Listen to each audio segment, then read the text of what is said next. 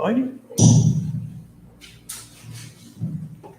Olá, mais uma vez, boa tarde. Nós pedimos desculpas aos nossos palestrantes e às pessoas que nos assistem online. Tivemos um problema com o próprio YouTube, então nós estamos de volta e nós estamos com a segunda mesa do primeiro colóquio interdisciplinar de discurso religioso. Eu sou Tarcísio Guedes, aluno do programa de pós-graduação em Estudos Linguísticos da Universidade Estadual de Feira de Santana, UFES, e nós vamos apresentar novamente os componentes da nossa mesa. O professor Dr. Rodrigo Cope Caldeira e o professor Dr. Carlos Alberto Batista. Essa nossa segunda mesa, discurso religioso no espaço público, a política e outros sentidos. Primeiro palestrante, que é o professor Dr. Rodrigo Cope, vai falar sobre catolicismo e direita política, facetas históricas. Vou apresentar novamente o professor Rodrigo Cope. O professor Dr. Rodrigo Cope Caldeira é doutor em Ciência da Religião pela Universidade Federal de Juiz de Fora, professor, coordenador do programa de pós-graduação em Ciências da Religião e chefe do Departamento de Ciências da Religião da PUC, Minas. Atua na linha de pesquisa Religião e Contemporaneidade, com experiência na área de História e Ciência da Religião, lidando principalmente com os seguintes temas: catolicismo contemporâneo, Concílio Vaticano II, conservadorismo, tradicionalismo, direita religiosa e secularização. Então, professor, mais uma vez, a palavra é sua. Tarcísio, boa tarde, obrigado pela apresentação. Boa tarde, Carlos Alberto, meu colega, dividindo aqui a mesa, e meu agradecimento principalmente ao professor Lucas Nascimento, que é um colega aí que a gente já vem conversando aí pelas redes sociais e já, inclusive, já fizemos um trabalho juntos, que foi uma entrevista com o Marc Angenot, que eu imagino que vocês aí do grupo de estudos dialógicos em discurso e argumentação vocês devem conhecer. Então, agradeço, Lucas, muitíssimo, obrigado pela oportunidade de estar aqui com seus alunos e com as pessoas que estão interessadas nesse tema que vocês desenvolvem. Bem, eu comentei ao Lucas que eu poderia falar sobre este tema do catolicismo e direita política, né? Essa relação, de alguma forma. Os estudos, né, dos movimentos católicos ditos conservadores, tradicionalistas e integristas, eles muito se justificam atualmente pelo fato do apelo que eles trazem em muitas, e do avanço, inclusive, em muitas esferas sociais. Então, a gente, no Brasil, nós observamos que, lado a lado ao crescimento do apelo de certo movimento evangélico conservador, que nutre, então, as raízes de uma direita cristã brasileira, personagens do mundo católico também se levantam em função de uma luta específica. Não com a envergadura dos evangélicos, que tomam o lugar desempenhado pelos católicos em praticamente toda a primeira metade do século XX, com a sua tentativa de recristianizar o Brasil, mas demonstram uma ousadia ao vocalizar suas pretensões nas redes sociais, principalmente. Esses grupos, eles ganham espaço no interior da igreja, especialmente nos pontificados de João Paulo II e Bento XVI, e demonstram-se capazes de se organizar e mover a fim de combater aquilo que ultimamente elegeram como um de seus principais alvos, que é, inclusive, o papado de Francisco e de seu magistério. O que observamos é que, desde o Concílio Vaticano II, que acontece em 1962 e 65, sobre a atuação desses grupos, é algo bastante curioso e recorrente no mundo católico tradicionalista no pós-concílio, ou seja, nos 60 anos passados.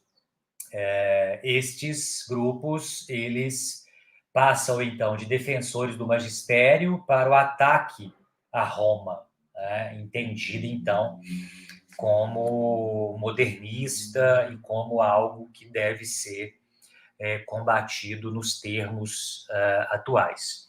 O imaginário do Vaticano II, então, é um elemento central das suas representações, tomado um momento de inflexão da Igreja Romana, em que teria se entregado às exigências do mundo, modernizando-se. Esse imaginário é construído no próprio decorrer do evento conciliar, em que grupos conservadores se movimentaram em busca de constituir o que entendiam ser uma reação contra uma onda liberalizante. Então, o que eu desejo tratar com vocês nessa tarde, nesse momento, é esse tema da atuação de um primeiro ponto, um primeiro momento, nós pensarmos alguns elementos mais basares, contextuais e conceituais, sobre essa questão da direita e catolicismo, como é que isso se inicia, e, em segundo momento, uma especificidade que seria, então, a Sociedade Brasileira de Defesa da Tradição, Família e Propriedade, conhecida, então, como TFP. Nós, então, nesse primeiro... esse tema do conservadorismo e dessa questão da direita religiosa, da direita católica, ele vem tomando uma proporção atualmente, pelos fatos que nós vamos observando contemporaneamente, mas você observa que existe muito poucos trabalhos, muitas poucas pesquisas que tratam desse tema. Agora parece um interesse maior pelos fatos momentâneos, mas, claro, nós temos alguns trabalhos importantes desde a década de 80, mas poucos, que a gente conta nos dedos. Então, um colega também, xará, Rodrigo Toniol, antropólogo, ele e eu, nós escrevemos um texto que foi publicado na Folha de São Paulo, em 31/7/2020, eu anotei aqui para deixar essa informação para vocês, com o título Catolicismo Eclipsado. E a nossa tese era na verdade, de que os estudos em torno do catolicismo conservador, ou vou chamar ele de um catolicismo de direita, ele ficou muito apagado, se já existia poucos trabalhos, hoje principalmente, pelo fato dessa dimensão do fenômeno evangélico. Então, a gente entende que é necessário, inclusive, para se compreender aquilo que acontece hoje, inclusive também no mundo evangélico, uma tomada de posição investigativa que tome, então, o catolicismo novamente também como um tema, principalmente no que tange a esse imaginário, essas representações que nós chamaríamos, então, de conservadoras. Um ponto fundamental, então, dessa nossa reflexão obviamente, para se entender o catolicismo conservador, ou a direita católica, a gente precisa entender o século XIX. E, obviamente, eu não vou retornar ao século XIX completamente nessa fala, mas dizer que a gente não consegue compreender minimamente o desenrolar dessa relação catolicismo e direita política sem, então, retornar o nosso olhar para o século XIX para entender a gênese dessa relação, né? Então, esse é um ponto fundamental, né? Por quê? Porque você tem a Revolução Francesa, você tem uma divisão que vai acontecer ali exatamente em reação à Revolução Francesa, de um catolicismo liberal, né, e de um catolicismo conservador, e que vai levar a uma fissão também dentro da própria experiência católica, né? Então, a relação com a direita política, ela se constitui na esteira do processo de modernização, né, no processo de modernização do mundo político, né? Então, você tem uma modernidade política e você tem uma igreja católica num contexto, né, de ataque, né, e num contexto de perda de poder temporal, né? Não só de poder espiritual, mas também de poder temporal. Então, isso é uma questão. E essa reação política, ela está ligada, obviamente, ao tema da contra-revolução, né? Então, esse tema da contra-revolução, nós vamos observar no século XIX, então, para o nosso caso, para o nosso estudo, essa reflexão em torno da ideia de contra-revolução e como o catolicismo ele age como um elemento importante desse pensamento contra-revolucionário também, e como o próprio catolicismo também se utiliza da contra-revolução, né? Então, às vezes, a gente escuta algumas posições um pouco equivocadas, a meu ver, né, que é tomar esses grupos simplesmente como uma reação medieval àquilo que é o moderno. E claro que são grupos modernos, né? Nada mais moderno do que ser antimoderno. Já dizia o Compagnon, né, Antoine Compagnon, num livro que ele vai tratar sobre essa questão da antimodernidade. Então, né, porque, quer dizer, o antimoderno é um moderno a contragosto, né? Então, são movimentos modernos a contragosto, né? O conservadorismo nada tem a ver com o medievo, mas tem a ver com uma perspectiva moderna, né? Então, isso é um primeiro ponto que eu quero tratar com vocês. Então, vocês vejam que, inicialmente, nós temos uma questão conceitual em jogo, né? Uma questão conceitual em jogo que vai aparecer, então, conceitos como, para falar dessa questão da direita política, né? Nessa mistura, talvez, conceitual, que a gente precisa fazer algum esclarecimento. Você tem integrismo, conservadorismo, tradicionalismo, né? Então, são esses três conceitos, especialmente, né? E direita católica, né? Você tem esses três conceitos e somado a eles essa ideia de direita católica, que é preciso, então, a gente falar algumas palavras sobre eles, né? Primeiro esse conceito de integrismo, né? O conceito de integrismo, ele é relacionado ao mundo católico, né? Eu lembro de dois textos interessantes para fazer alguma entrada em relação a esse conceito. Um é do Daniel Alexander, que se chama Is a Fundamentalism an Integrism?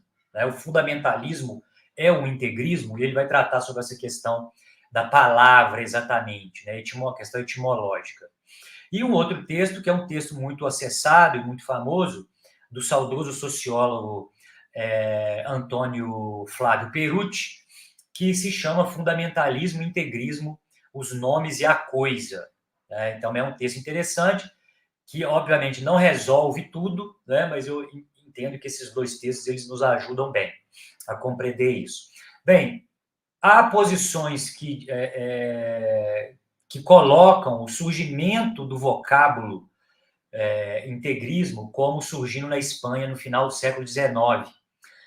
E esse conceito designaria um movimento político que deseja impregnar a vida política com o catolicismo, né? A vida política da nação com o catolicismo, negando, então, qualquer separação entre aquilo que seria o sagrado e o profano, né? Aquilo que a ideologia liberal propunha dessa separação de esferas, né?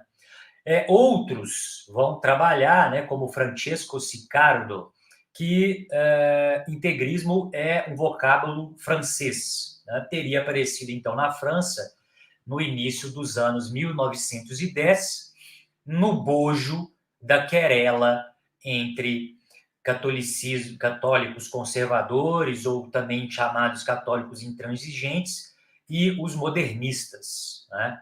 Então, para além dessa questão pontual, dessa questão conceitual, fato é que esse conceito ele terá sucesso nessa querela, né, nesta polêmica entre modernistas e os chamados integristas, com esses, então, que se posicionam, né, negativamente ao avanço das técnicas modernas de pesquisa, né, principalmente o método histórico crítico no estudo das sagradas escrituras, né?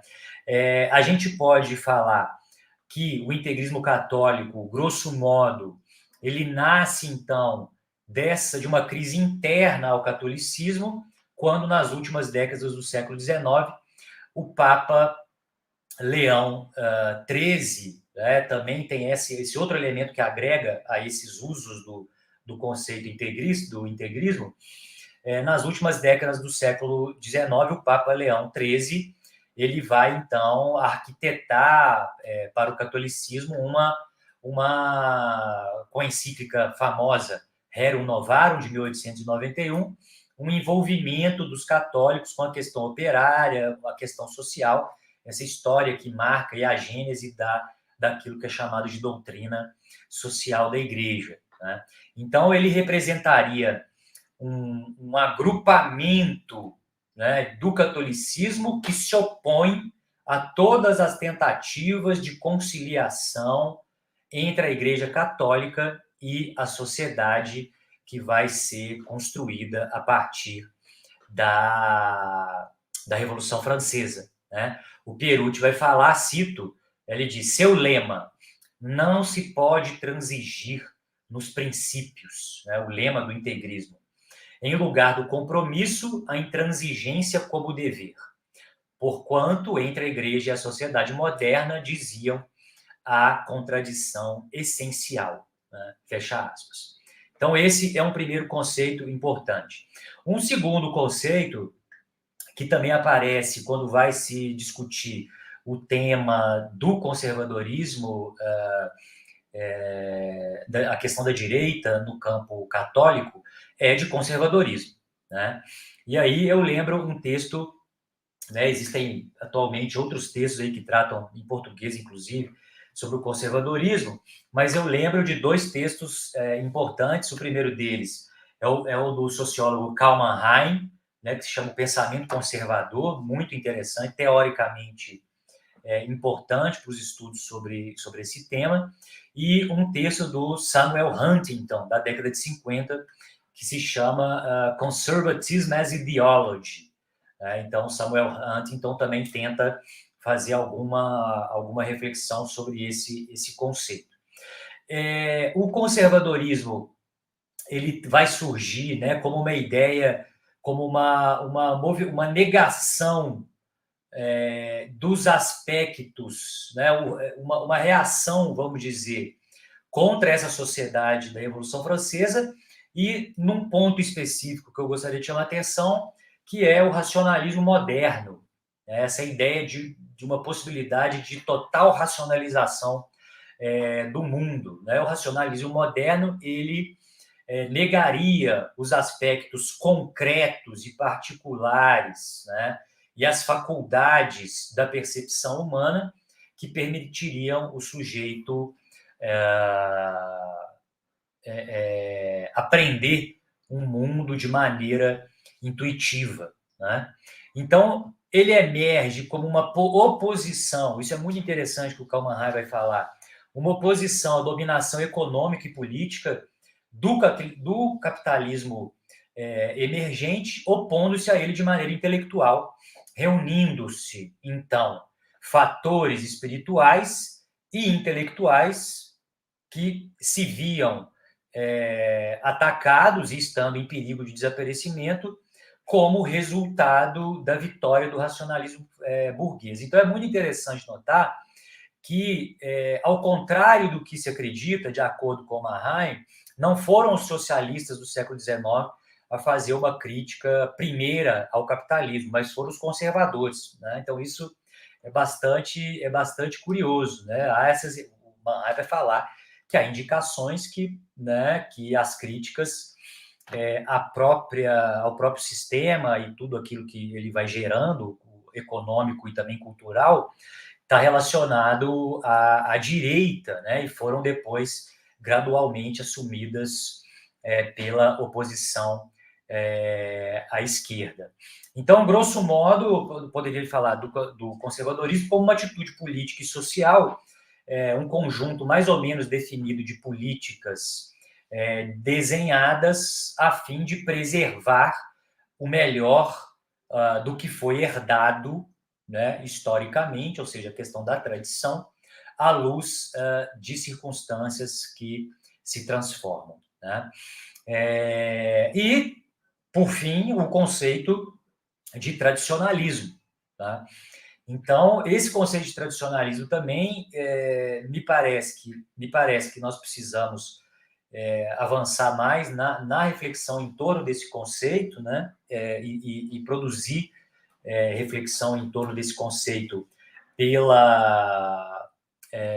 em língua portuguesa, que então, vamos dizer, o tradicionalismo na sua origem é uma reação do catolicismo ao racionalismo também, né? Então, é muito interessante essa questão. Quer dizer, o tradicionalismo, ele remete inicialmente a uma questão estritamente católica, esse conceito, e seu nascimento situa-se ali no século XIX, em torno de controvérsias que aconteciam na teologia católica, né? Então, dessa forma, era uma questão inicialmente, essencialmente teológica, né? Essencialmente teológica na sua fonte, né? No entanto, pode-se dizer que, ao mesmo tempo, política, se torna uma questão política por suas motivações profundas e as suas consequências, como eu vou explicar aqui rapidamente. Então, o conceito de tradicionalismo, ele vai remontar a um conflito intelectual entre teólogos que tem como partida as relações entre fé e razão e que se tornam elemento de mal-estar evidente entre os católicos no século XIX, à medida que a teologia passa a ser cada vez mais interpelada por essas novas correntes de pensamento, e que vai gerar, inclusive, depois à frente, a crise modernista, né, como eu estava dizendo. Ao fazer da razão a única norma para a verdade e a certeza, os mistérios cristãos, então, eles seriam acessíveis apenas pela fé. O racionalismo, então, ele excluía o cristianismo do campo das discussões intelectuais do período fazendo isso. Então, o tradicionalismo, juntamente com outras correntes de pensamento, como o chamado fideísmo e o ontologismo, podem ser considerados atitudes filosóficas, teológicas e políticas, com consequências políticas, que reagiam às transformações estruturais que aconteciam pós-Revolução Francesa, ou seja, uma reação católica imediata ao racionalismo dos iluministas, né?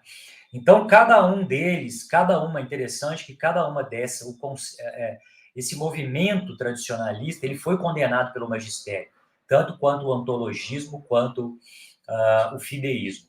Com o intuito, então, de contornar as objeções levantadas contra a racionalidade da fé, né? Ou seja, você tira a razão, a questão religiosa é a fé, né? Então você tem uma separação. Os representantes do tradicionalismo atribuíam a uma proto-revelação todos os conhecimentos religiosos e morais do ser humano, que seriam prévios, né, de modo autoritativo, a toda a possibilidade de investigação e transmissão racional.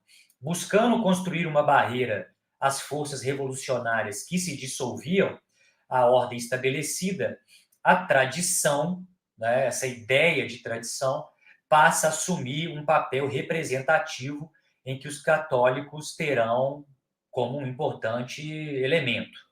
Tá?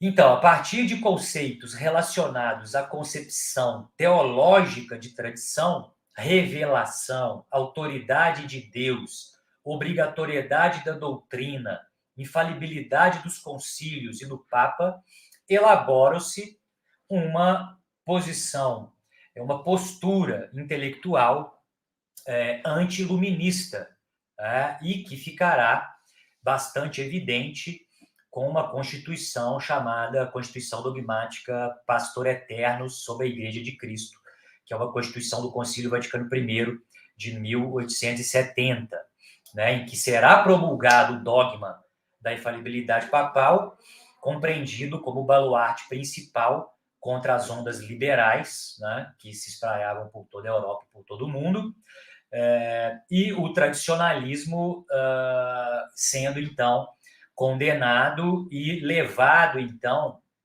a uma posição que vai ser uma posição relacionada a essa ideia de contra-revolução. Então, os tradicionalistas, eles buscarão menos substituir uma filosofia por outra, mas denunciar uma filosofia, que é essa que tem como base essa questão racionalista, que tem como base uma ideia de uma racionalidade autônoma, né, frente a todo o mal. O erro fundamental dessa filosofia a ser combatida, então, do racionalismo, seria a de buscar uma evidência pessoal sobre a realidade, né? Ou seja, a partir de mim, a partir do meu uso da minha razão, eu estabeleço, né, a partir dessa evidência pessoal, individual, eu estabeleço um discurso sobre a realidade no lugar de me submeter, então, a uma autoridade exterior, né? Seja da natureza, né? Seja da sociedade, seja da igreja. Né? Então, é necessário, o que era necessário, o que os tradicionalistas pensavam, que era necessário, então, substituir a autoridade da evidência, no sentido do sujeito que chega à realidade a partir do uso da sua razão, né? Vamos dizer, o dogma iluminista, pela evidência da autoridade. Então, você tira a evidência do sujeito, a autoridade da evidência, pela evidência da autoridade. Né? Então, para os tradicionalistas, a maior das virtudes seria a humildade, que deveria ser entendida no sentido de submissão. Né? Então, submissão aos fatos, submissão ao poder, à igreja, ou seja, submissão à tradição. Né? Então, essa ideia, de modo geral, que vai ser uma ideia que vai se refletir como reação ao racionalismo, né, ele vai gerar, então, uma cascata de consequências políticas. Né? E isso vai aparecer, obviamente, inicialmente, com uma reflexão, né, de pensadores, né, que vão encarnar essa ideia do tradicionalismo, que principalmente nomes como de Bono, Joseph de Maistre, Félicité de Lamennais, o primeiro, nomes aí do século XIX que vão delinear aquilo que vai ser considerado como tradicionalismo, certo? Então, isso é um primeiro momento. Eu acho que meu tempo está meio curto aí, depois a gente pode até voltar para conversar, né? O professor Tarcísio pode me dizer, acho que deve ter aí, já deve ter dado os 30 minutos, não, professor Tarcísio? Ou alguns 5 minutos a mais aí. Então, o Tarcísio aí. Pode ficar tranquilo. Mais 5 minutinhos, né? Perfeito. Então, a gente pode depois, claro, aqui é um momento para a gente fazer uma breve introdução, é um tema bastante amplo e tem as suas complexidades, mas, como eu prometi a vocês, eu pensei, quer dizer, eu acho que esses conceitos são importantes, mas a gente precisa também observar como que isso vai se concretizando, então, posteriormente. Então, a gente tem, como eu disse a vocês, o grupo, eu posso dizer que é o grupo, um grupo católico que tem uma relação com esse espectro, e que traz esse nome da tradição, que é a tradição família e propriedade, a Sociedade Brasileira de Defesa da Tradição Família e Propriedade, que foi fundado por Plínio Corrêa de Oliveira e que vai ser, então, um exemplo muito paradigmático desse tradicionalismo, ou desse conservadorismo que vai se relacionar com essa direita, com essa ideia de direita.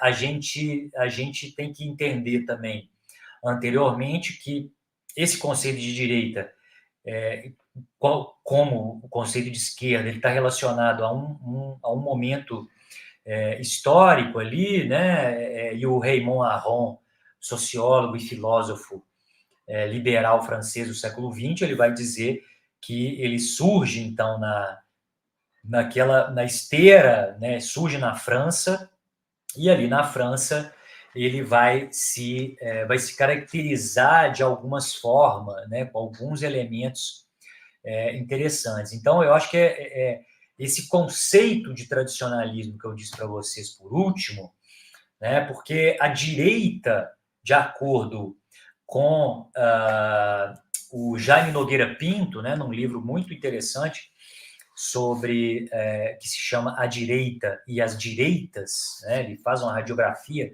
do que significaria essas direitas, ele vai dizer primeiro que a direita é um conjunto de direitas, então isso é fundamental, para se entender, porque são vários espectros, Mas ele faz algumas características do que seria essa direita e que vai aparecer nesses movimentos católicos, conservadores, tradicionalistas, e aí principalmente com a TFP, que eu estou trazendo como um exemplo. Quando você vai fazer toda uma pesquisa nos meios de comunicação, em arquivos da tradição família e propriedade, você nota bem esses nomes que eu acabei de dizer, Félicité de Lamennais, de Bono, de Maistre, são mestres desses católicos, e esses elementos eles chegam até hoje em grupos católicos contemporâneos que se entendem nessa mesma tradição, mas que também alguns grupos evangélicos, ele precisaria fazer um estudo, eu não posso afirmar porque eu não fiz nenhuma investigação nesse sentido, mas grupos evangélicos também pudessem trazer ou congregar elementos que advêm também desse mundo católico de alguma forma, como tradicionalismo, como contra-revolução na sua estratégia de ação e também do próprio discurso. Então, acho que tem uns elementos aqui que vale a pena citar, e a gente pode terminar, e depois eu posso voltar em alguma coisa, ou avançar também na hora que a gente for conversar. Ele vai caracterizar algumas características, então, do que seria essa direita, né? O que seria ser de direita. Ele vai dizer a característica do pessimismo antropológico, né? Nessa contenda aí do racionalismo com o tradicionalismo no século XIX. É exatamente isso que aparece, né? Quer dizer, eu preciso me adequar à evidência da tradição, né? E não confiar em mim, né? Na minha razão. Né? Então, você tem um pessimismo antropológico, você tem uma ideia, né, uma rejeição de qualquer utopia, né, a possibilidade de uma construção teórica e predeterminada, né? Então é muita concretude ante a teoria, né? E a qualquer abstração do que pode ser, como é que se pode ser, como a igreja pode ser, ou como as sociedades podem se organizar, né? Então, um anti-utopismo bastante marcante, a ideia de direito à diferença, ou seja, um contra-igualitarismo, né, uma das suas características também, a ideia de propriedade, quer dizer, você tem essa ideia da propriedade muito forte, o nacionalismo também ele entra, então, nesse final do século XIX como um elemento, né, como um valor primordial, né, dessa ordem temporal, né, e é uma característica, então, comum dessa direita moderna, de acordo com o Jaime Nogueira Pinto, e a ideia organicista, né, o organicismo, ou seja, o homem, o ser humano e a sociedade interligados por uma teia orgânica e determinante de ideias, né, que tem a ver, então, que chega a nós a partir de uma longa duração, de uma tradição, e pelos costumes, né, costumes e hábitos. E, por fim, a ideia de elitismo, né? Então, você tem esse contra-igualitarismo e você tem uma ideia de elitismo, né, uma acentuação na perspectiva hierárquica elitista de qualquer sociedade contra, né, a anarquia ou contra o igualitarismo. Então, é isso, né? Obviamente, né, acho que a gente não precisa remarcar isso, mas a gente tem uma direita conservadora, nós temos uma direita autoritária, nós temos uma direita liberal, né? Como também, né, no início da minha fala, eu trouxe essa ideia de evangélicos, também existe uma gama infinita de grupos evangélicos com perspectivas bastante também diferenciadas entre eles, né? Então, pessoal, era isso que eu queria trazer para vocês. Espero que eu tenha contribuído de alguma forma, né? Eu acho que é mais um convite a gente pensar junto e a depois discutir e pensar possibilidades aí de pesquisas, né? Um caminho a ser feito aí no futuro. Muito obrigado mais uma vez ao Tarcísio, muito obrigado ao Lucas e continuemos. Obrigado ao professor Dr. Rodrigo Cope por sua fala brilhante. É uma fala que fomenta muitos pensamentos em nós, porque é uma fala que toca no viés filosófico, no viés antropológico, no viés político, no viés da própria ciências das religiões, e que acaba trazendo também para nós discursos que demonstram essa ideia de verdade absoluta que está contida na submissão à tradição. Então, a fala muito enriquecedora, muito problematizadora também, muito complexa, porque envolve vários campos das ciências humanas e das ciências da linguagem, das ciências das religiões também. Foi uma fala que veio a se somar muito ao que nós começamos a ver a partir da manhã. E nós, de certa forma, iremos problematizar mais ainda essas falas do professor Rodrigo Cope quando nós começarmos a lhe dirigir as perguntas. Mas, antes de nós começarmos a nossa rodada de perguntas, nós vamos apresentar o nosso segundo debatedor dessa tarde, dessa mesa. Só um momentinho.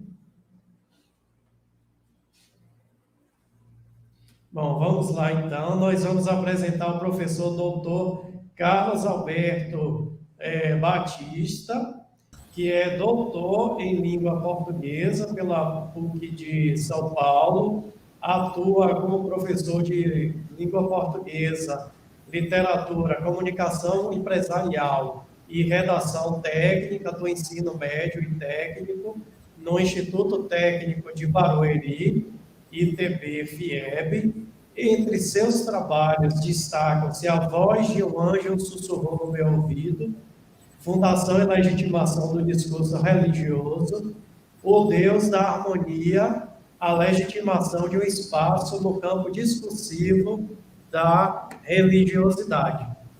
O professor estará responsável pela tema o discurso religioso e a legitimação da violência. Então, com a palavra, a partir de agora, professor doutor Carlos Alberto Batista. Olá, boa tarde a todos. Estão me ouvindo bem? Agradeço em primeiro lugar ao programa de pós-graduação em estudos linguísticos da Universidade Estadual de Feira de Santana. Agradeço ao grupo de estudos, Diálogos em Discurso e Argumentação, e especial agradecimento aí ao professor Lucas Nascimento pelo contato, foi algo até inesperado, porque ele mandou um e-mail, comentou, eu li um artigo que eu falava sobre o narcopentecostalismo, e falou assim, e me convidou para fazer essa fala aqui. Então fico feliz, principalmente em saber, que a gente escreve, a gente publica e é lido, Então fico feliz por isso. E vamos lá então, O primeiro eu gostaria de marcar aqui o meu lugar, o lugar de onde eu falo, porque ouvi aí a excelente fala do nosso colega, o Rodrigo Coppe, e ele fala de um lugar específico, da ciência da religião, e eu falo aqui da análise do discurso, Eu faço pesquisa em análise de discurso há um bom tempo, mestrado, doutorado dentro da análise de discurso, especial a análise de discurso de linha francesa, também que nós falamos nas diversas análises do discurso. Então, é desse lugar que eu me situo. Então, por essa ótica, que eu vou olhar o discurso religioso, o fenômeno religioso.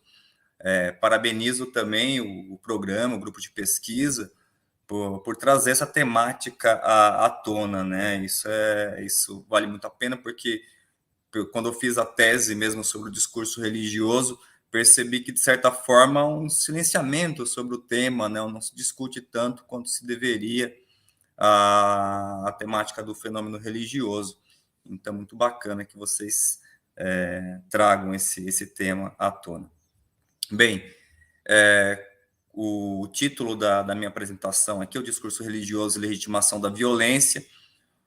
Foi um dos temas aí da minha tese, foi o discurso religioso e a temática da legitimação. E esse aqui foi um trabalho também que eu fiz durante a tese, em que a gente vai discutir. Até agradeço também o meu amigo e colega também que sempre escreve comigo, o Anderson Ferreira. Essa discussão eu desenvolvi com ele sobre o narcopentecostalismo, Então, um tipo aí de legitimação, surgimento de um tipo de prática de intolerância religiosa. específica, e, como eu disse, eu vou mostrar isso aqui por uma ótica discursiva. Os slides aí são passados, eu só desculpa que eu nunca apresentei aqui pelo YouTube, mas aí vocês vão passando os slides para mim, né? Ótimo, muito obrigado. Então, o objetivo da discussão aqui é apresentar o processo enunciativo discursivo, que possibilita, então, ao discurso religioso ser utilizado por alguns sujeitos como um discurso que legitima práticas de violência, e aqui falando especificamente da violência religiosa, da intolerância religiosa. Né? Pode passar aí também, por favor. Duas noções se fazem necessárias para essa discussão, duas noções que são caras para mim, né, falando aqui especificamente da análise do discurso. A primeira é a noção de campo e de prática discursiva, né, dentro do discurso religioso. E a segunda noção é a de discurso religioso, de pensar o discurso religioso como um discurso constituinte. Né? Pode passar, por favor. Então, o campo discursivo religioso, e aqui eu vou seguir um pouco também, ter como base o Bourdieu, né? Principalmente o Bourdieu que fala sobre a noção de campo, mas vou pensar isso no ponto de vista discursivo. Mas vamos pensar o campo discursivo religioso como um espaço específico do campo social, no qual circulam os discursos religiosos, no qual o discurso religioso é produzido.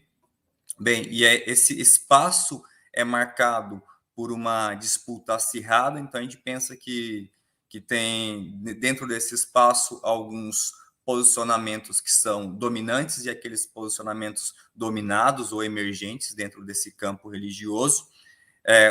Os posicionamentos dominantes tentam, de toda forma, tirar o poder daqueles posicionamentos que surgem, né, no campo ou que estão em uma situação periférica, né, não central nesse campo. Então, existe aqui uma busca pela dominação do poder, né, desse capital religioso, para se referir aqui a um termo do Bourdieu. Bem, então esse posicionamento dominante, aquele que domina dentro do campo, ele tenta dar o lugar para um posicionamento emergente, para novos posicionamentos, ou mesmo para aqueles que estão na marginal, como sendo desvirtuadores da prática da palavra de Deus, como falsos profetas. Né? A gente pode exemplificar isso aqui, né? Pensando um pouco de como que o discurso religioso católico, em um certo momento histórico, né, aproveitando a fala do professor, ele teve ocupou uma região de domínio, né, e de como isso vem se reestruturando, nesse campo vem se reestruturando, principalmente com o surgimento aí dos posicionamentos neopentecostais a partir da segunda metade do século XX, né, e essencial. Pode passar, por favor?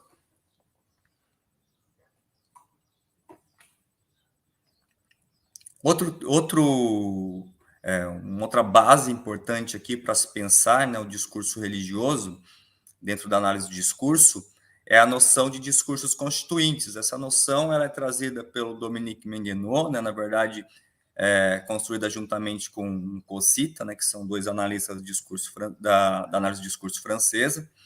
Bem, e esse conceito, ou essa hipótese dos discursos constituintes, traz a ideia de que existem alguns discursos da nossa sociedade que são discursos fundadores, discursos que legitimam outros discursos e legitimam outras práticas sociais, né?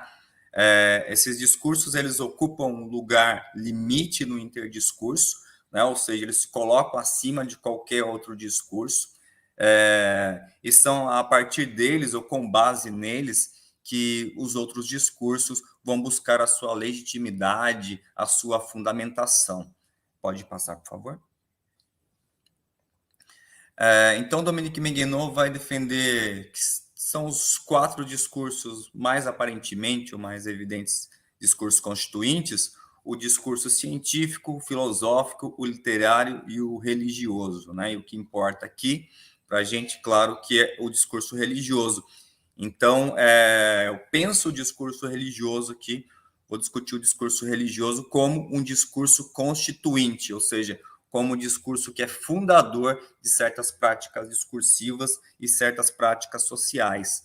Para não ficar muito abstrato, vou dar um exemplo aqui. Se, por exemplo, a imprensa jornalística ela traz uma discussão sobre um tema como o aborto, um tema polêmico, né? Um tema como o aborto, esse discurso vai ter como base, né? Ele vai trazer um religioso, vai trazer o científico, talvez traga o filosófico para sustentar, né?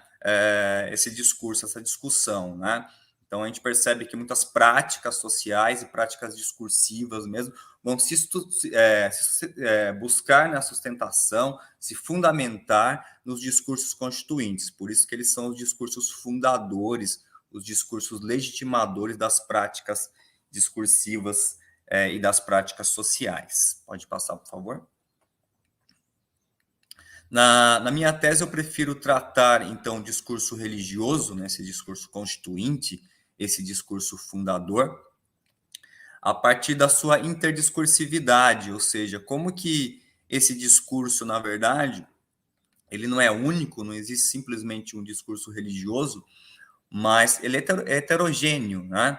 Então, tem um discurso religioso que é instituinte, aquele que, de fato, é fundador das práticas sociodiscursivas, e aquele discurso que funda a própria comunidade religiosa, e o discurso instituído, que é um discurso sistematizado, produzido pela própria comunidade religiosa e que busca sua sustentação, então, no discurso instituinte. Então, estou pensando em discurso fundador e um discurso que é fundado, né, e busca a sua sustentação no discurso instituinte.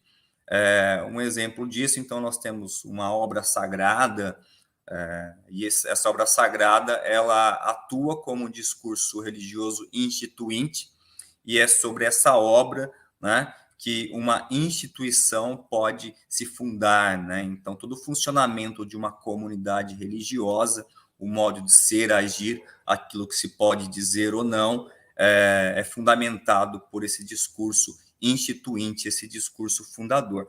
Pode passar, por favor. E aqui vamos chegando, então, na questão mais discursiva mesmo, né, na análise, que nós vamos perceber o seguinte, né, existe uma prática paradoxal, né, dentro do discurso religioso, que é a legitimação da intolerância religiosa, né? Então, o que eu observo aqui é como que o próprio discurso instituinte é utilizado para legitimar essas práticas de violência contra outros posicionamentos religiosos, contra outras manifestações religiosas. Então, o discurso bíblico é o discurso instituinte, esse discurso fundador, né, sobre o qual se fundam, então, diversas comunidades religiosas cristãs, e aqui eu falo em especial das comunidades neopentecostais, que são múltiplas, né, muito diversas. Bem, e alguns desses posicionamentos, então, dentro do neopentecostalismo, vai buscar nesse discurso fundador, nesse discurso bíblico, uma forma de sustentar uma prática de intolerância religiosa. Isso acontece, obviamente, por uma leitura ahistórica feita do discurso bíblico, então, desse discurso constituinte. Então, o que a gente observa é que a comunidade, essa comunidade religiosa, ela se apropria dos efeitos de sentido desse discurso instituinte, ou seja, do discurso bíblico, ela faz uma leitura que diríamos, então, fundamentalista ou ahistórica desse discurso, para assim poder legitimar práticas de violência. Pode passar, por favor?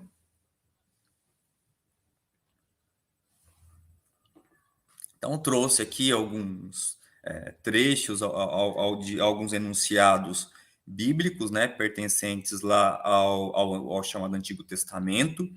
Então, a gente percebe que dentro desse discurso há alguns enunciados que se apropriam desse discurso bélico, esse discurso de guerra, desse discurso contra o outro, e esse discurso ele marca, é claro, um momento de uma passagem do politeísmo para o monoteísmo, tá? Então ele evidencia esse embate ideológico entre posicionamentos religiosos ou culturais aqui, para ser mais amplo. Tá? Então, a gente encontra, por exemplo, nesse discurso instituinte bíblico, alguns enunciados como: não terás outros deuses diante de mim, não farás para ti imagem esculpida de nada. E em outro fragmento: porque eu, Javé, teu Deus, sou um Deus ciumento que puno, né? E aqui nós temos uma série de outros elementos que coadunam com esse pensamento. Pode passar, por favor? E aqui também reúne uma série de outros enunciados presentes no discurso presente no Antigo Testamento e que coadunam com esse tipo de prática de intolerância, de não aceitação do politeísmo, principalmente pensando nas condições sociohistóricas que esse discurso é produzido. A feiticeira não deixarás viver, o que sacrificar aos deuses e não só o Senhor será morto, e por aí uma série de outros exemplos, não vou ler todos, porque acredito que seja desnecessário, mas que coadunam com esse mesmo pensamento, né, desse momento de embate entre uma prática religiosa monoteísta, né, uma tentativa da afirmação de um posicionamento monoteísta sobre um posicionamento politeísta. Pode passar, por favor? É claro, então, que se a gente recupera as condições socio-históricas nas quais é produzido esse discurso, né, esse discurso do Antigo Testamento, a gente vai perceber exatamente isso. Ele acontece no momento de consolidação do monoteísmo, né, sobre essa tradição politeísta, né, essa transição, né, ou melhor, entre politeísmo para o monoteísmo, e por isso, essa exigência de exclusividade não acontece de forma pacífica, mas marcada pela violência. Né? Vou trazer aqui uma citação de um pesquisador que fala exatamente sobre a temática da intolerância religiosa, né? Então, Silva, ele afirma que o Deus do Antigo Testamento é um Deus ciumento, irado, guerreiro, severo, implacável com os demais deuses dos outros povos e mesmo com o povo que escolheu, né? Esse texto é uma história de guerras, massacres, genocídios e provações que exigiam sacrifício, somente compreensível aqui à mente de Deus. Então, é claro que compreendendo isso de maneira histórica, um discurso com mais de 2.000 anos de existência, de uma condição muito diferente da que temos atualmente, é compreensível o motivo pelo qual ele recorre a essa cenografia de violência, né, até que se instale ou se instaure de fato ou vença um pensamento monoteísta. Mas o que é feito por esses posicionamentos neopentecostais, ou melhor, por alguns posicionamentos, claro, porque é muito diversificado, é múltiplo, né, esses posicionamentos neopentecostais. Dentro de alguns posicionamentos, nós teremos uma leitura ahistórica, né? Então, se exclui essas condições socio-históricas e esse discurso, então, esse discurso bélico da guerra, da intolerância contra as outras manifestações culturais, é trazido para a nossa época, uma época muito diferente, mas é lido apenas com esse sentido, né? Então, dizemos aqui na análise de discurso que esse discurso se elimina desse discurso as suas condições socio-históricas de produção, né? Então, com isso, se controla o efeito de sentido desse discurso, ou se dá um efeito de sentido específico para esse discurso, que é o discurso instituinte. Com isso, ele passa a ser utilizado, né, como eu disse, como um discurso que legitima ou vai ser legitimador de certas práticas de intolerância religiosa e outras práticas de violência. Pode passar, por favor?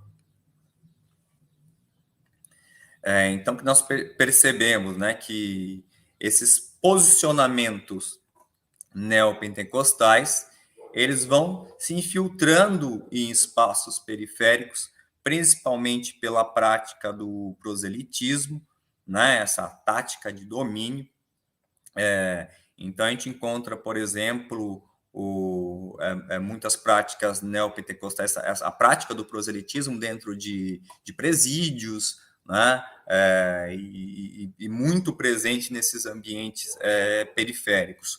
Com isso, a gente tem, de certa maneira, esse discurso religioso, esse posicionamento religioso, ele passa a ocupar um espaço que em outro momento era ocupado principalmente pelas manifestações culturais, religiosas afro-brasileiras, né?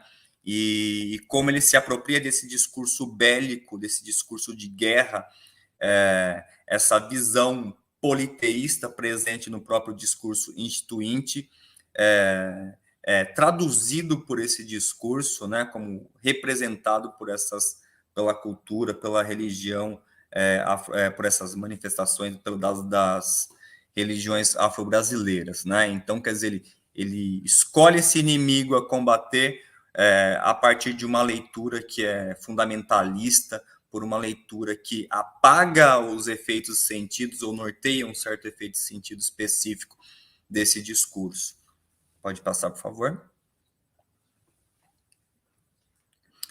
Então, o que nós percebemos nesse discurso de guerra que está presente dentro do próprio discurso evangélico, em alguns momentos como discurso, ou melhor, um discurso de algumas comunidades evangélicas, que é esse discurso que busca ter um inimigo, né, a combater, a ideia do exército do Senhor, né, e ele, de certa forma, coaduna com um pensamento, contra o discurso bélico que já existe dentro de alguns ambientes periféricos, nos quais atuam o narcotráfico, né? Então, quer dizer, esse discurso de guerra já presente no narcotráfico, né, encontra uma semelhança, né, uma proximidade com esse discurso de guerra que já está presente também nesse discurso religioso. A partir daí, a possibilidade do surgimento dessa etiqueta, né, que eu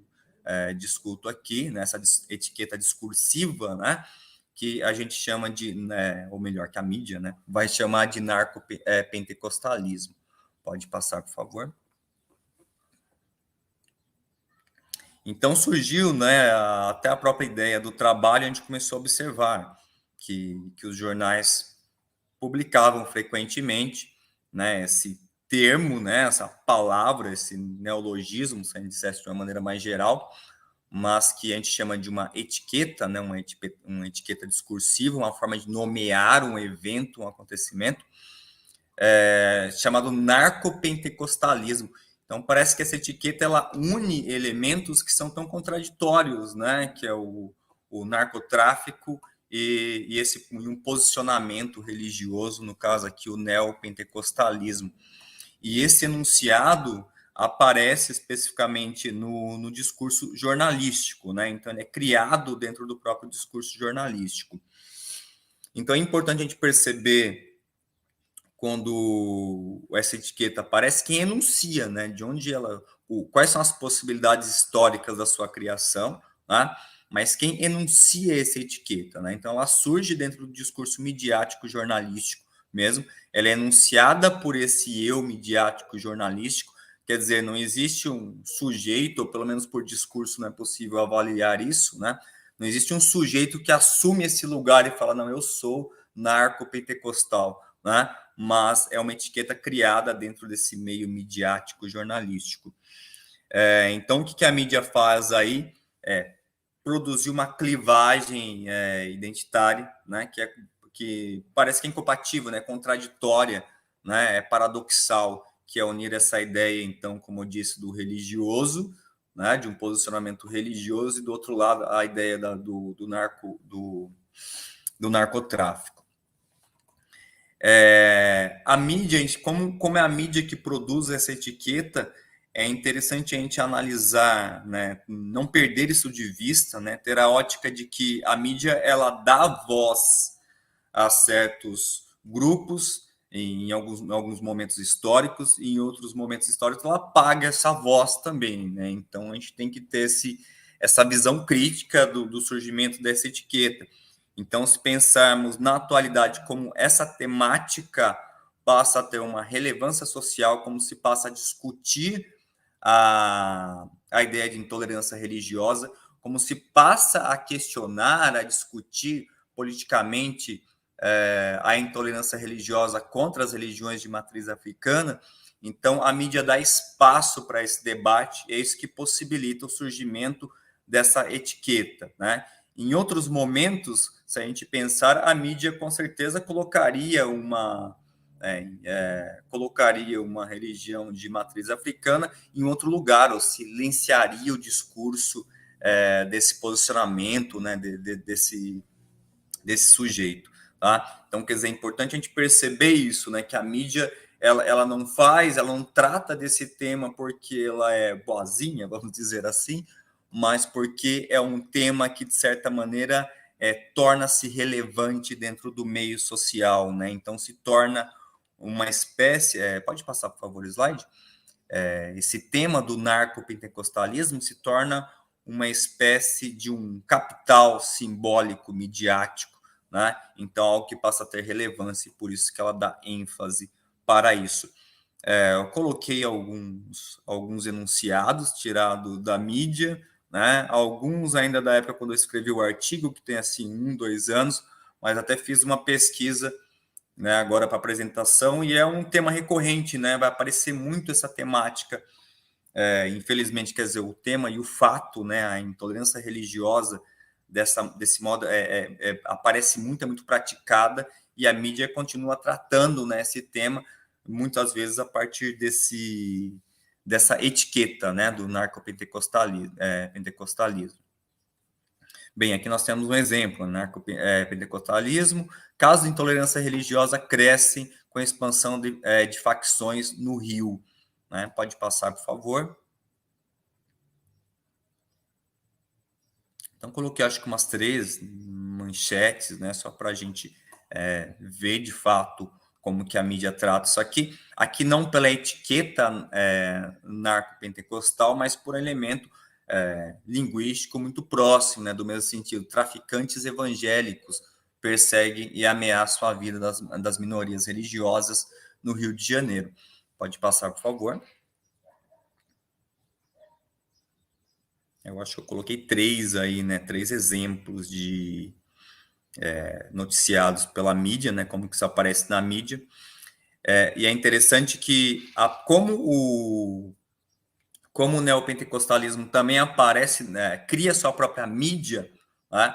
Em alguns momentos ele se defende da existência desse narcopentecostalismo, né? Então a gente encontra, por exemplo, aqui um site gospel, né? Então aqui você encontra dentro dessa mídia gospel às vezes uma defesa em relação a isso, né? Coloca como a imprensa como atacando o próprio campo aqui neopentecostal, né? A imprensa atribui ataques a terreiros no Rio de Janeiro a traficantes evangélicos. Feliciano debate, né? Então se coloca a reação, esse diálogo, essa dialogia aqui no discurso, né? Em que, ao mesmo tempo, essa comunidade religiosa ela se defende, né, dessa acusação de que exista, de fato, um narco-pentecostalismo. Pode passar, por favor.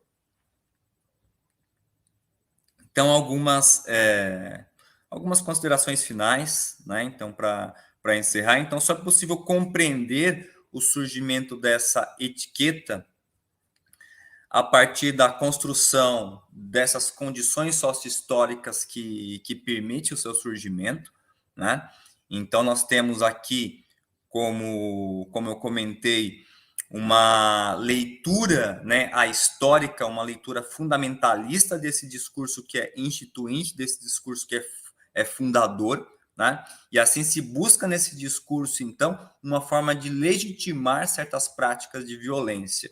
Então, esse discurso bélico, esse discurso de luta, de guerra contra o outro, torna-se apropriado, né, aí por certas facções, e aí isso que possibilita o surgimento do do narcopentecostalismo, né? E, ao mesmo tempo, você tem esses etos, né? Esse etos de guerra que está presente tanto em algumas faces do discurso religioso e que coaduna, que dialoga com esse etos de guerra presente no narcotráfico, né? E aí que possibilita essas manifestações de violência dos narcotraficantes que vão, então, combater, né? Vão combater essas práticas religiosas de matriz africana. Então, é contraditório isso, porque enquanto, por muito tempo, as religiões de matriz africana, elas ocuparam espaços periféricos exatamente por uma questão de exclusão, né, social. Então, esses espaços, esses terreiros, por exemplo, eles vão para a periferia. A gente vive agora um momento, esse momento sócio-histórico, em que essas comunidades passam a ser perseguidas também dentro da periferia por conta desse narcopentecostalismo, né? Bem, um outro ponto também que eu posso destacar em relação a isso é de como que essa estrutura política e ideológica de exclusão, ela basicamente que prepara ela prepara esse terreno para esse tipo de possibilidade de intolerância religiosa, né? Então, em outros momentos sócio-históricos, a prática, né, dos elementos aqui das religiões de matriz africana são proibidos, né, por lei mesmo, né? Então, com isso, essas religiões, elas vão buscar esses ambientes periféricos, né?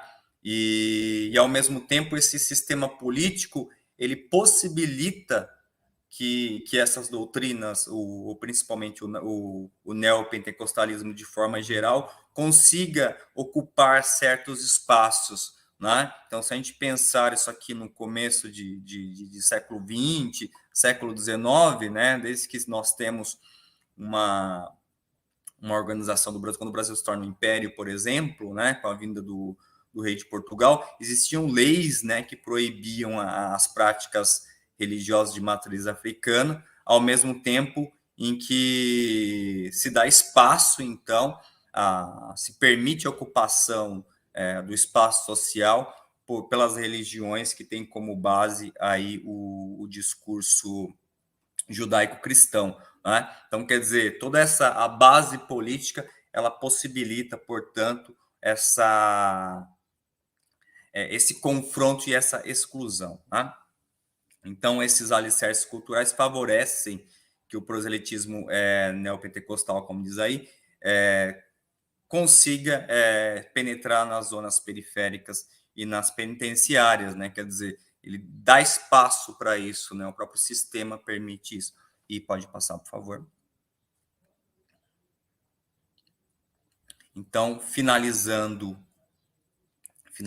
aqui minha fala, então a enunciabilidade dessa etiqueta, né, ela emerge de certas condições sócio-históricas específicas e principalmente ela vem e ela é criada aqui pela imprensa, pelas mídias, pelo discurso das mídias, né, porque isso passa a ter um certo capital simbólico, então não é à toa, né? Ela passa a ter um certo valor para o jornalismo, ele mostrar, não, isso aqui é intolerância religiosa, né? Então agora a gente noticia isso, agora a gente dá espaço para certas vozes, para certos temas que em outros momentos a própria mídia encobertava ou não era um tema para a mídia, ok? E assim eu encerro aí a apresentação.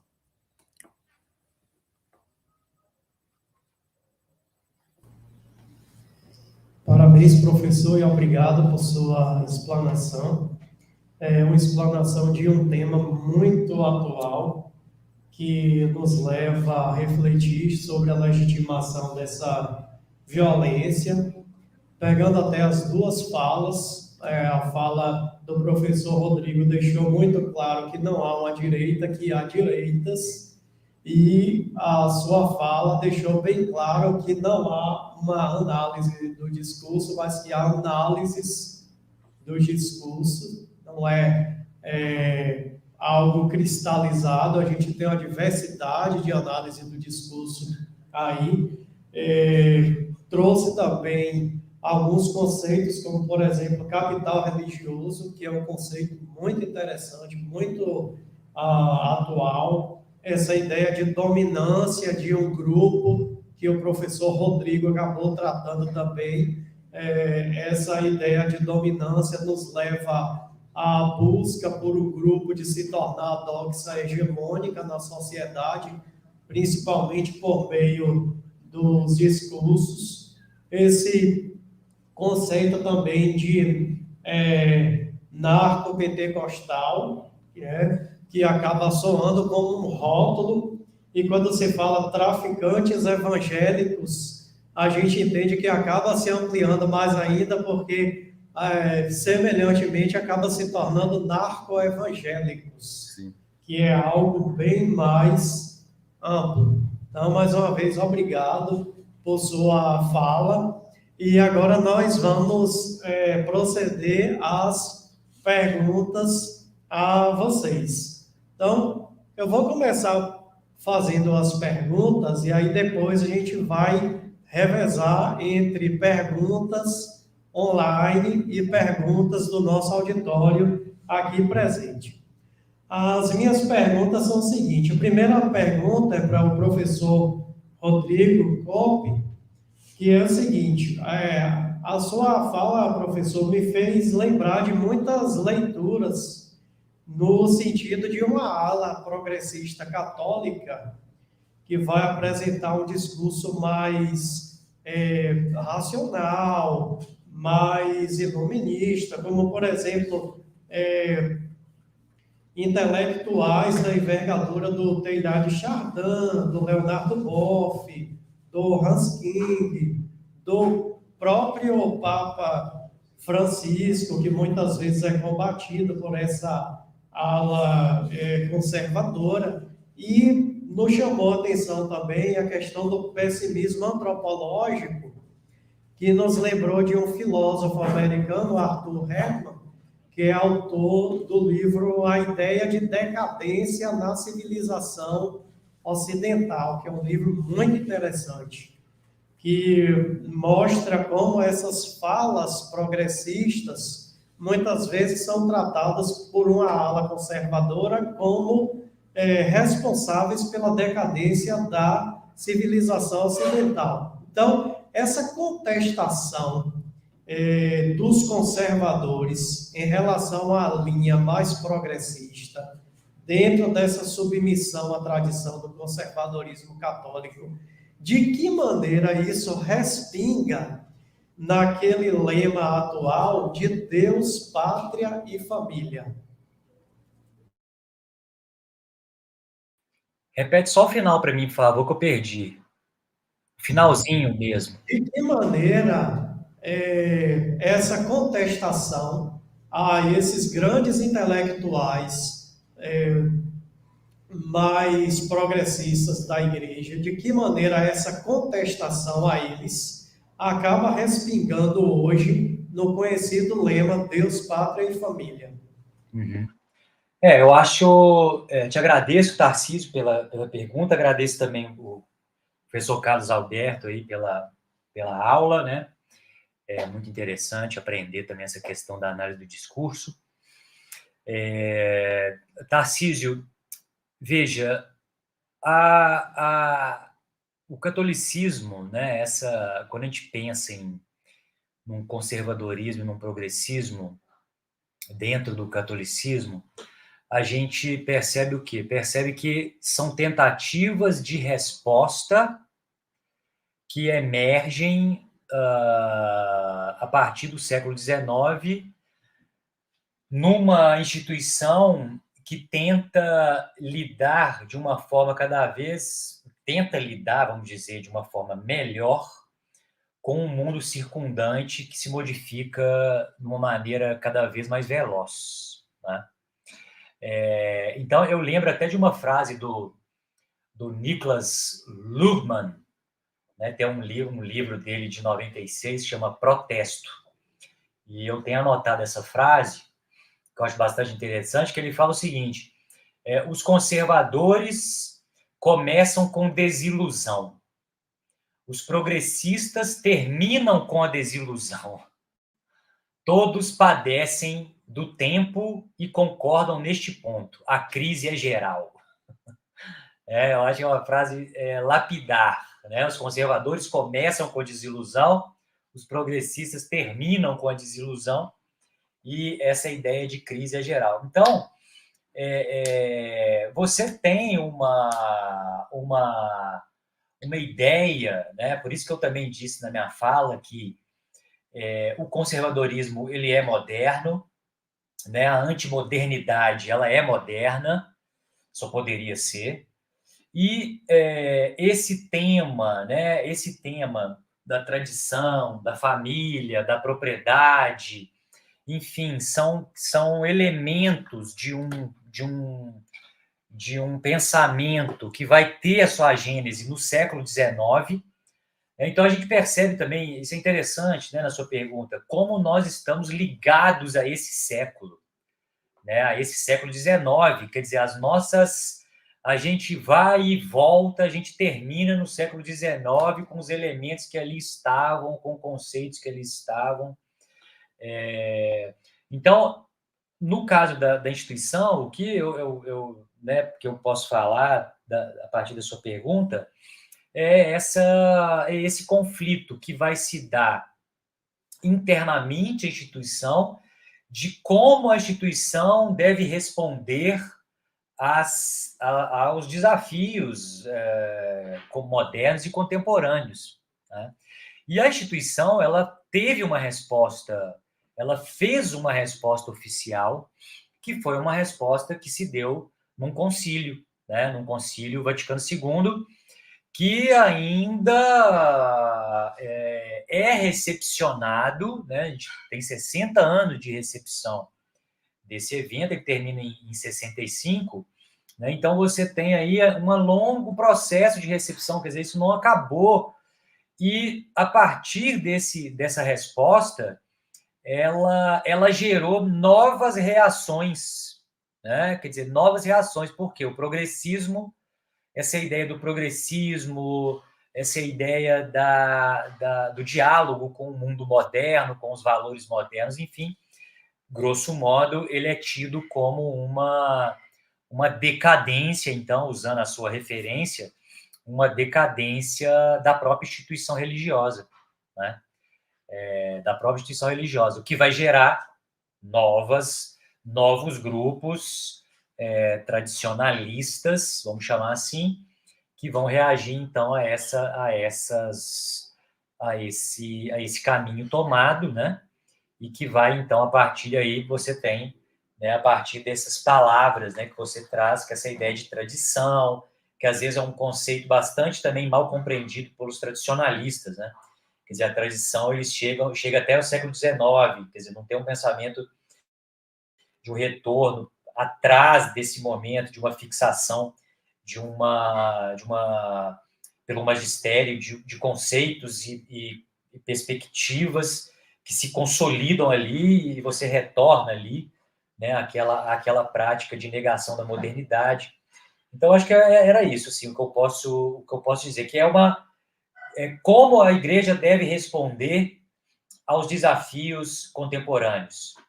Grupos falam de uma forma, outros falam de outra forma, e se posicionam e tentam influenciar, obviamente, a instituição, né? Obrigado, professor, por sua resposta brilhante, que, de certa forma, fez uma síntese de toda a sua fala, né, uniu elementos. Agora eu vou para a pergunta ao professor Carlos Alberto Batista.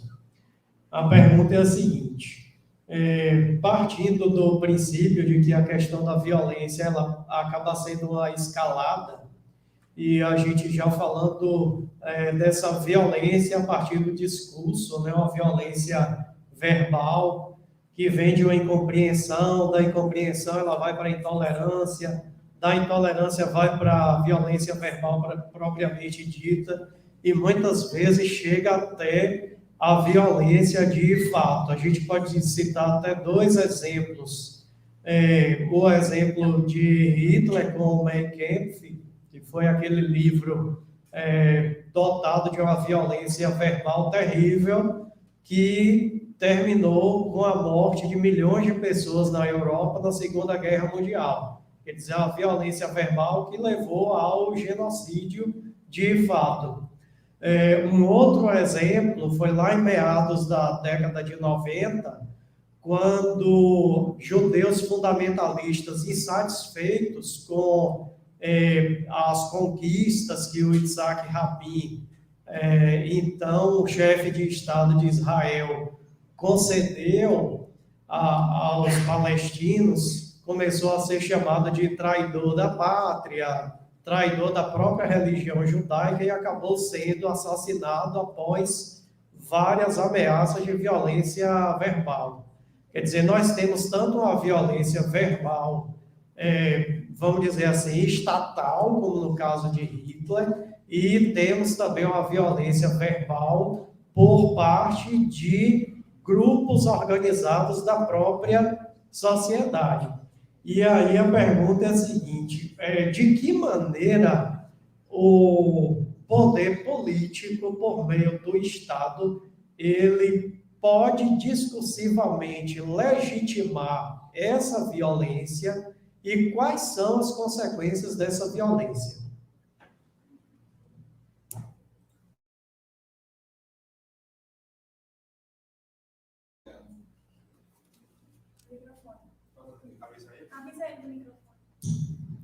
Professor, seu microfone está desligado. Desculpa. Obrigado pela pergunta, Tarcísio. De fato, o discurso da violência, eu acho que isso é tão atual, né?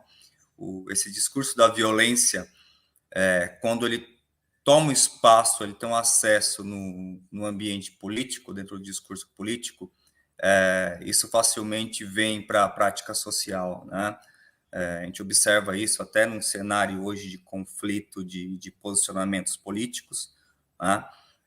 Então, a gente poderia trazer uma série de fatos, não vou entrar em detalhes aqui, mas dá para saber do que eu estou falando, mas a gente percebe que esse cenário existe um cenário de intolerância política hoje que é causado por isso, a partir do momento em que uma fala de Estado, né, ou de um sujeito que ocupa um espaço pertinente no cenário político, incita um tipo de violência. E da mesma forma, quando esses sujeitos, né, que ocupam esse espaço fundamental, esse espaço importante dentro do cenário político, ele toma como base o discurso religioso, isso, de certa forma, também dá poderes, né, de práticas de violência, de intolerância. Então, acho que eu poderia dizer isso para pensar na atualidade, né? E do ponto de vista mais histórico, eu chego até a comentar isso, de como em outros momentos, né, a organização política, ela permite esses espaços, né, de uma forma muito mais aberta, ela proibia algumas práticas religiosas, ou considerava aquelas práticas como feitiçaria, como aparecem algumas leis, se a gente buscar aqui algumas leis ainda no começo do século XX, né? Ao mesmo tempo, então, esse discurso legal, né, e que é claro que surge nesse ambiente político, ele propicia essa prática de violência, né? Então, isso vem do discurso, seja do discurso político, seja do discurso da lei, que eu acho que estão totalmente interligados, e a partir daí ele chega no nosso cotidiano, ou intensifica práticas de violência no cotidiano mesmo da população, como o que acontece em relação a essa prática de violência contra as religiões de matriz africana, né? A gente percebe no nosso cenário político como há um certo espaço dentro do Congresso para alguns posicionamentos religiosos. Isso fica muito evidente, né? E é claro que isso dificulta com que tenhamos leis que protejam ou que lutem contra a intolerância religiosa, né? E isso quem vai sentir de fato isso é a população, são esses membros de comunidades religiosas que sofrem esse tipo de processo de exclusão. Eu acho que eu respondi sua pergunta. Sim, respondeu. Obrigado por sua resposta. Agora nós vamos proceder ao revezamento das perguntas online e perguntas da nossa plateia. Primeiro a gente pode ir para a pergunta da plateia? Tudo bem, vamos lá então.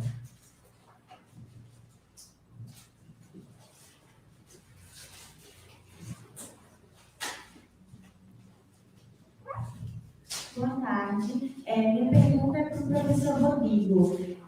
Sabemos que o Brasil é um país laico, mas durante os últimos anos conseguimos observar um grande traço da política de direita vinculada diretamente à religião. Até qual ponto essa associação, essa vinculação, ela vai interferir no nosso cenário político? Muito obrigado. Qual o seu nome? Seu nome? Clara. Prazer. Clara, então, essa questão eu acho é uma questão interessante, uma questão que também merece pontuações mais conceituais, né? Uma coisa é a seguinte, a questão, eu acho que a gente discute a questão do Estado laico, e o Estado laico, ele obviamente, ele permite a presença, né, de grupos religiosos no debate público, né? Quer dizer, você ter grupos religiosos, e inclusive os próprios grupos religiosos, à medida que os grupos religiosos e as igrejas e outros grupos religiosos no Brasil, por exemplo, eles representam a sociedade civil, né? Grupos da sociedade civil importantes, né? Então essa é uma questão, né? E as próprias religiões elas pedem isso, né? Eu acho que existe um texto muito interessante, a tese, né, do Ranquetá, que se chama Laicidade à Brasileira, né? Não sei se você já ouviu falar desse livro, e esse livro, então, ele vai explicar um pouco isso, quer dizer, a questão da laicidade, o conceito de laicidade, ele é um conceito que ele designa realidades, inclusive, diferentes, né? Porque uma laicidade pensada no Brasil, ela é uma laicidade diferente de uma laicidade pensada na França. E, às vezes, o que me parece é que quando vai se discutir isso, quando vai no ambiente político, certo? Não no ambiente acadêmico, mas num ambiente político no qual parece que existe um vale-tudo, né? Existe também um vale-tudo conceitual. Então, às vezes, parece que a gente vai... alguns grupos vão levar a uma compreensão de que a religião ela não pode... que as pessoas que têm religiões elas não podem se posicionar sobre determinados temas, né? O que me parece uma compreensão muito restrita de laicidade. Claro que nós temos uma laicidade à brasileira que, inclusive, convida as instituições religiosas a participarem do debate público e a agirem junto do Estado até, né, para lidar com esses problemas, por exemplo, como o Carlos Alberto está colocando. Né? Quer dizer, esse problema da violência é um problema também das instituições religiosas e elas precisam também lidar com esses problemas, né, e com esses grupos que são um problema das comunidades que precisam também se colocar posições muito claras, né, discursos claros sobre o que é necessário, o caminho que é necessário fazer. Isso é um ponto. Outro ponto existem grupos religiosos que buscam atacar este princípio de laicidade, por exemplo, né, construindo, talvez ainda com esse tipo de imaginário, né, um imaginário no qual nós vamos ser um Brasil cristão, né, e nós somos um país de maioria cristã. Isso é uma coisa. Agora, você construir uma ideia de um Brasil cristão, no sentido de leis, e todas as leis, e etc., a nação toda, dentro de uma lógica que não se separa as esferas, aí é um outro problema, né? Aí sim, nós temos um problema sério e um problema que nós devemos estar muito atentos, né? Porque isso gera um recuo da liberdade, né? Da liberdade religiosa, da liberdade de expressão, da liberdade, enfim, né?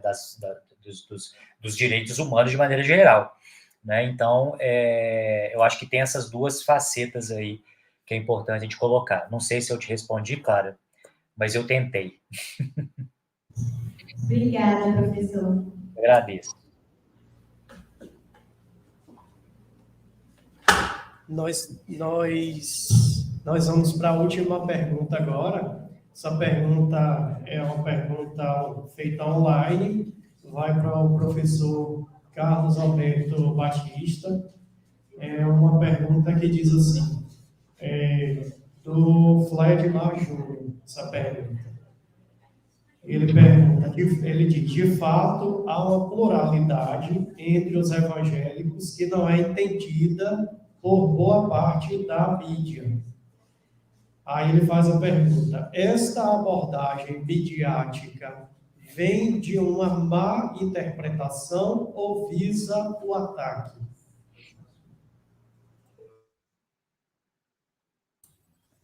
Obrigado, Vladimir Júnior, agradeço pela pergunta. É até difícil, não é um tema difícil, é muito delicado de se tratar, até por conta disso, né? Às vezes a mídia faz ela cria uma etiqueta, né? E não sei se eu fui enfático nisso. E o problema dessa etiqueta é exatamente porque junta, né, tudo num balaio só, como se diria, né? E aqui se cria também um outro tipo de preconceito. Então, acho que o Vladimir ele destaca um ponto bem importante, né? Da mesma forma que em outros momentos, né, as religiões de matriz africana, elas são tratadas como a partir de um elemento místico, né?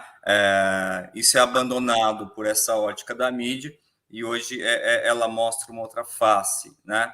E da mesma forma, quando ela constrói essa etiqueta do narcopentecostalismo, ela trata o neopentecostalismo ou as doutrinas pentecostais como uma coisa só, né? Ela não mostra essa diversidade, né? Então, por isso que eu até destaco que essa leitura ahistórica, essa leitura fundamentalista, ela é feita por alguns grupos, né, e não pela totalidade.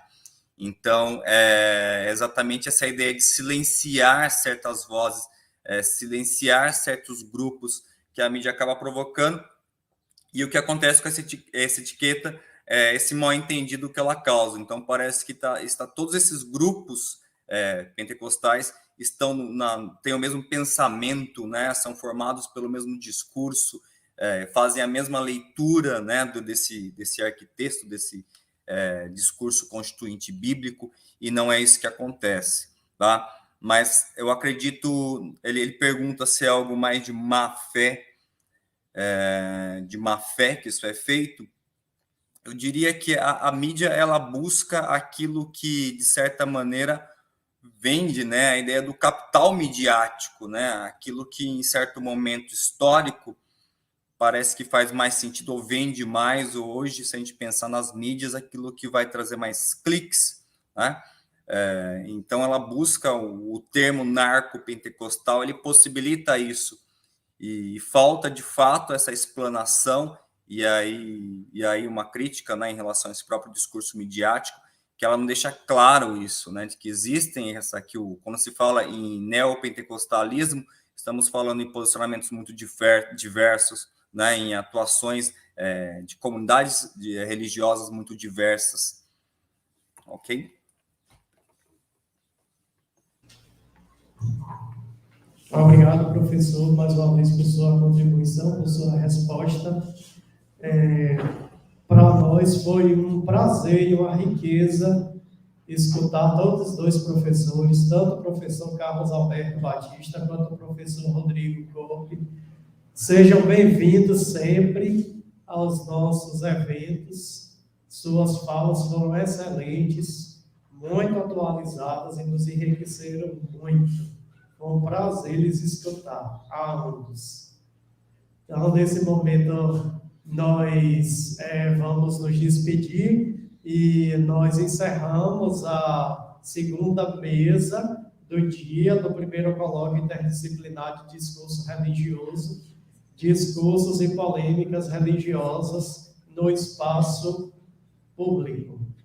Então, até a próxima e um abraço a todos e a todas. Muito obrigado mais uma vez, Tarcísio. Professor Lucas Nascimento. Obrigado, Carlos. Muito obrigado, também agradeço aí o Tarcísio, o Lucas novamente. Foi um prazer também poder ouvir o Rodrigo, né, falar dentro da ciência da religião, também que é um tema que eu tive que pesquisar bastante para dar base até para análise de discurso. Foi um prazer, sua fala foi espetacular, também agradeço, foi um prazer ouvi-lo. Obrigado você. Obrigado, pessoal. Tchau.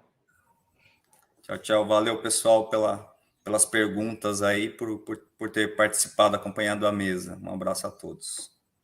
Abraço e lembrando que nós iremos continuar com o nosso evento, porque das 15h30 às 16h15 nós teremos uma sessão de comunicação dos estudos do discurso religioso aqui da UF. Só lembrando, teremos sessões de comunicação das 15h30 às 16h15. O link vai estar no chat. Então, mais uma vez, aqui nós nos despedimos. Abraço.